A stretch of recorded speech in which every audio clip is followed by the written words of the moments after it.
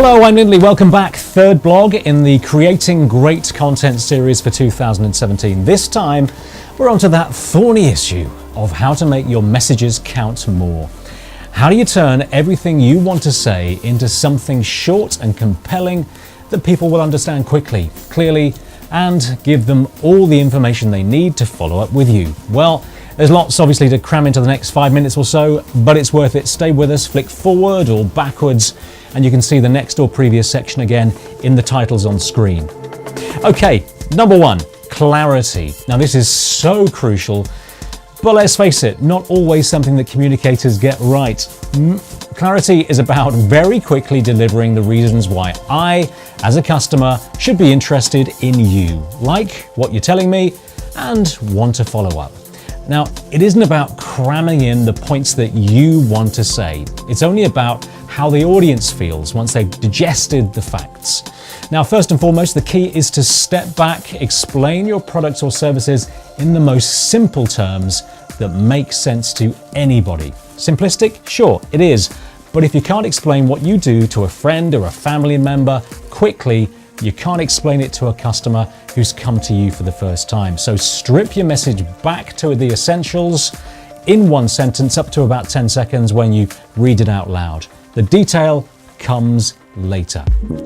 Okay, that's point one. Point two, the big questions that you can ask yourself straight away, right here, right now, to make all of your messages hit home. We journalists start with a set of 6 questions. What, when, where, who, how, and why. Right, now these could be very well the best 6 questions you ever ask yourself when you're forming your messaging. But again, simplicity is vital to get this right. Starting with what. Now, what is the most basic question about you? What do I do? What are my products and services? What makes them special? If you can ask what honestly in one line, you can explain that to customers. For example, we create the finest sofas handmade in the UK from sustainable materials. Simple as that. In our case, Greenscreen is a multi-award winning media and communications agency specializing in video content. It works. Try and strip that down. Now, the second question, when? Now, when might mean when is the best to buy, for example. Really, any specific timings on when's best for customers to come to you. Next, where? Again, practically, where can I get hold of your products? Where do I find out more information? You're getting the idea. Now on to who. Now, who is about you? Who am I buying from as a customer? Who are you, and do you have the credentials and an expert background? The trick with who is to keep it precise and applied to the customer. Don't go too far into who you are yet. More later. Now, how?